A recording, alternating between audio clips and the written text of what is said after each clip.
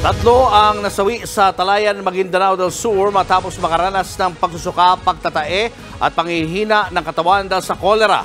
Nasa frontline ng balitang yan si Camille Samonte. Nakakordon ang mga posong ito sa Talayan, Maguindanao del Sur matapos isugod sa ospital ang mahigit 20 residente roon. Nakaranas sila ng pagsusuka, pagtatae at panghihina ng katawan.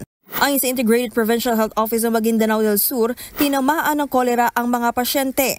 3 sa kanila ang nasawi dahil sa severe dehydration, habang 13 ang naka-admit pa rin sa mga ospital ngayon. All of these cases share the same water source. Around 20 feet lang ang layo, no, sa kanilang septic tank. And then meron sila mga open piping na medyo may mga lumalabas na human waste din, no? So we observe that. Mukhang definitely ito yung nakikita naming dahilan, no? Still the water source. Ang bakterya ng kolera ay nakukuha mula sa kontaminadong pagkain o tubig. Dahil dito, pinagbawalan ng LGU ang pagkuha ng tubig sa mga poso. Kinuhaan na rin ng water sample ang mga ito para masuri ang tubig galing sa mga poso. We are coordinating very closely with the local government unit, especially the barangay officials. Mas improve pa natin yung ating information dissemination kasi alam naman natin ang Maguindanao is major part of it is it's marsh.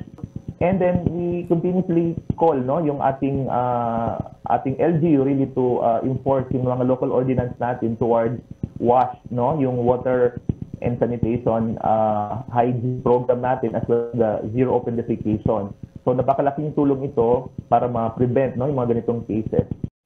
Hinikayat na rin ng mga residente ng Talayan na bumili na lang ng purified water para sa araw-araw nilang iinumin. Maaari nilang pakuluan ng tubig ng 3 hanggang 5 minuto para makaiwas sa kolera. Nagbabalita mula sa Frontline, Camille Samonte, News 5. Mga kapatid, Julius Babaw po. Huwag maging huli at maging una sa lahat ng balitaan. Para sa tuloy-tuloy na talakayan sa Frontline, mag-follow at mag-subscribe sa social media pages ng News 5.